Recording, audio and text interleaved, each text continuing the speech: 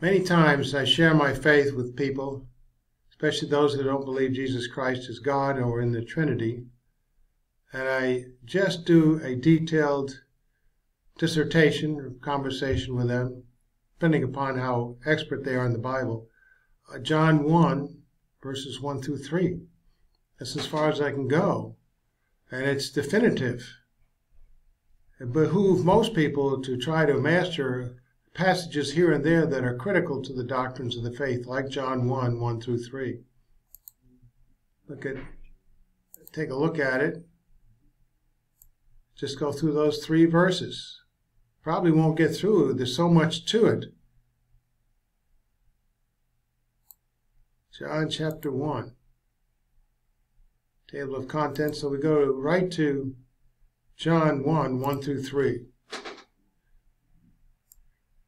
Now in my studies, I realized John 1, 1 and John 1, 2, I like the Young's literal translation, although they're all so close, all the popular versions.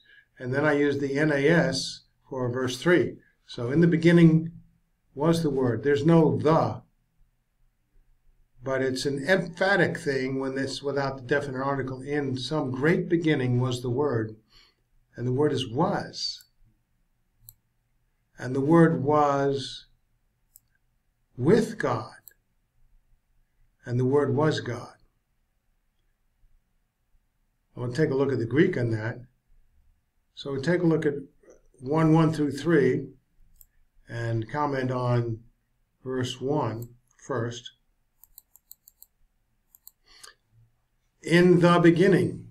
The Greek is en arche, which there's no the, so since the phrase en arche, literally in beginning, does not have the definite article in the original text, and since it is placed first in the Gospel of John for emphasis, and in the absence of the indefinite pronoun tis, rendered as certain one.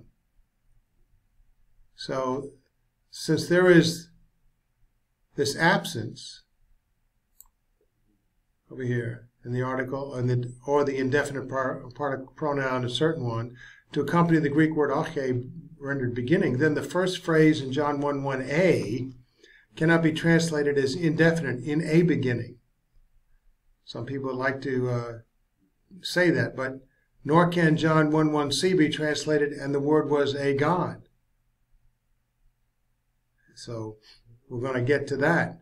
So the context in John 1, 1a demands a certain beginning with emphasis, since the words anarche appear first.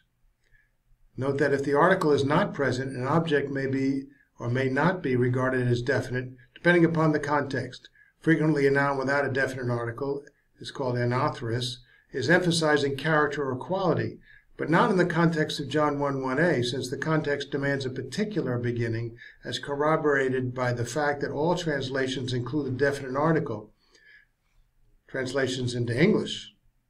Then the omission simply makes the beginning in view an emphatic one, pointing to the great beginning of creation, which is confirmed in verse 3, causing all English translations to include the in the phrase. Notice, verse 3, all things came into being through him, and apart from him, nothing came into being that has come into being. So when you read John 1, 1a, you work your way on down to verse 3, and you see, oh, okay, we know what beginning this is. Some people think it's in the beginning when Christ appeared on the earth, the beginning of his ministry. No, because the context doesn't see that. Okay.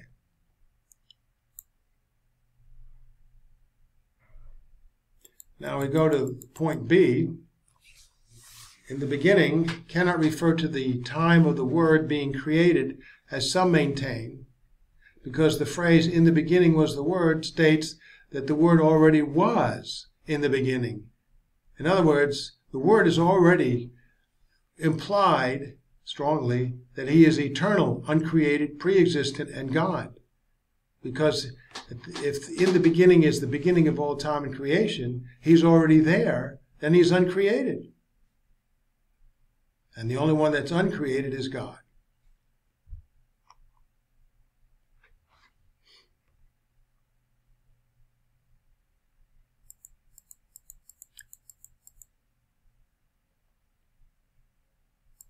Now,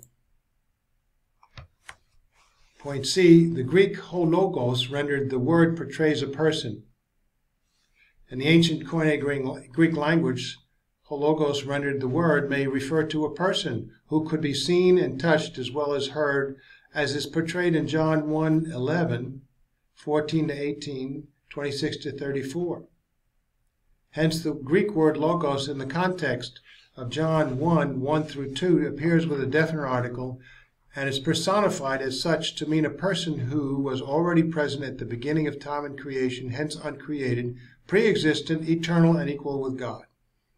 As chapter 1 progresses, the verses continue to corroborate that author John is using the Greek words rendered the Word as well as God, the life, temporal and eternal, and the light to portray a person. Okay, so we have this much just from the first phrase. You can read these verses, John 1 to 11, and see that what I was saying is corroborated here. I've underlined these sentences. So, point D, since the Word is eternal, the Word is God. He's always been in existence. He's uncreated, pre-existent, eternal, as only God is. Point E, the Word was already there in the beginning of all time and all creation, and that at that beginning the Word was with, in the sense of directed, oriented towards God on an equal level, further corroborating an eternal person equal to God. Not simply words from God, as some maintain, because words emanated from a person cannot be equal to that person. So what I speak, that's not all of me. What I think, say, and do, moment to moment, that's all of me. So the words in the Greek, pros, ton, theon, hope I pronounce it right. Pronunciation is not really required. Who knows how all these words were pronounced back in the first century, and people have different accents and so on, so it's not consequential or important. So these words rendered with God in the English translations completes the phrase, and the Word was with God.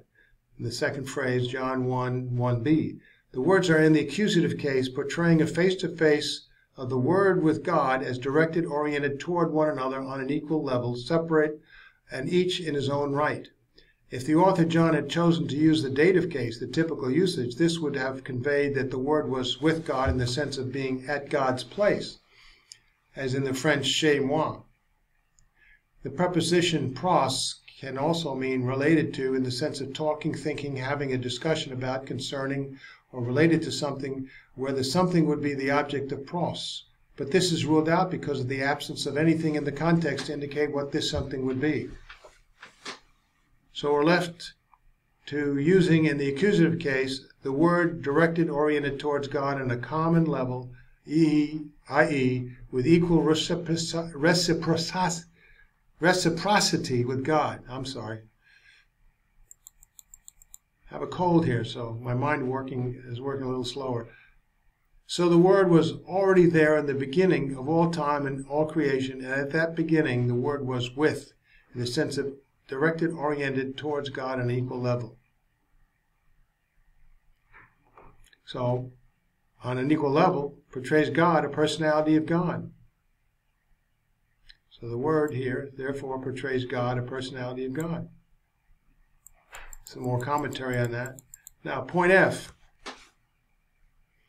The persons of God the Father and God the Son, the Word, are in view in the phrase, and the Word was with God. So the word person, relative to the context of John chapter 1, best describes what is in view and is best defined as a mode of expression of a being. Up to this point, which is verses 1 to 14 in John chapter 1, beginning with verse 1, are two persons of God, which are inherent in the phrase, and the Word was with God. The expression, the Word, as a person in view who is with God, meaning face-to-face with God on a co-equal level. Hence, two persons or modes of expression of God are in view, the Word and God the Father. We'll find out as we reach on down to 14, which we do here to take a look at it. And the Word became flesh and dwelt among us, and we beheld his glory, the glory as of the one and only from the Father, full of grace and truth. So we find the humanity became flesh. He already was God. He became flesh, added to himself humanity. He didn't stop being God. How can God, who is everlasting, stop being God? And he became flesh. So we look forward to reading on down to conclude that. Verify it. John 1:1-3, letter G, and God, the nature, all the qualities and essence of God, was the Word, who already was in the beginning of time and creation. Hence, the Word is a mode of expression of God, the Son of God, just as God the Father is. In view are two persons of God. As we read through John, we will find out that is verified indeed, the Son of God. John 3:16, for example.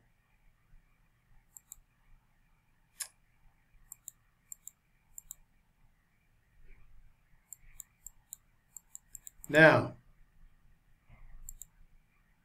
John 1:1-3, the Word cannot be a God or be qualified by an adjective rendered divine in the sense of being the divine Word, as some maintain, like merely just an adjective. The word word, translated word, in John 1:1c, the third phrase in John 1:1, must refer to God. So here we have, in the Young's literal translation, in the beginning was the Word, and the Word was with God, and the Word was God.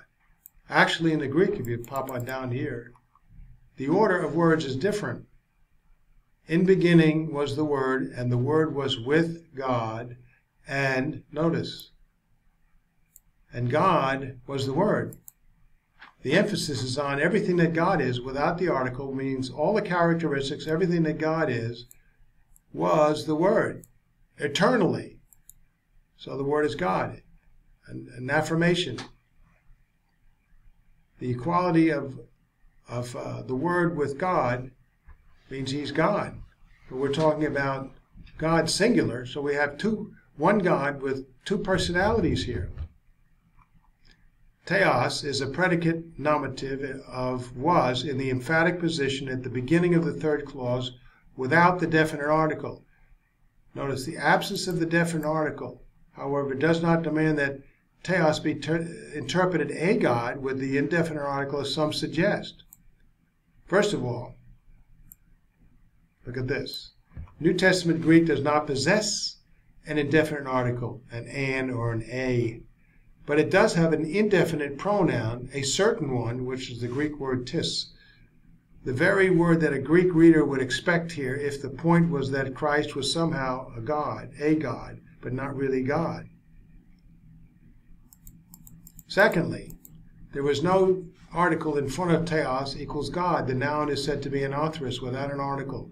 The verb was, translated from en in the Greek, to be, is a copulative and intransitive verb. In other words, it joins two subjects together in meaning in this context and takes no object. There can be no direct object following was because intransitive copulative verbs do not take an object but take a predicate nominative which refers back in meaning to the subject of the clause.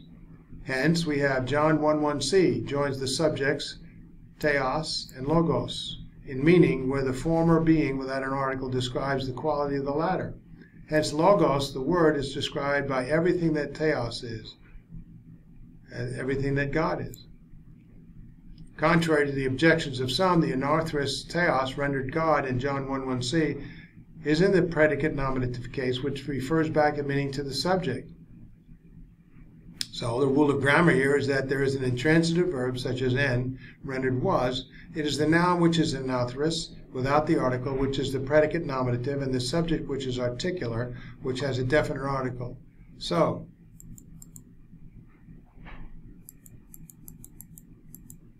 on the other hand, if both of the nouns in a phrase with an intransitive verb have the article, or if both lack the article, the two nouns become interchangeable.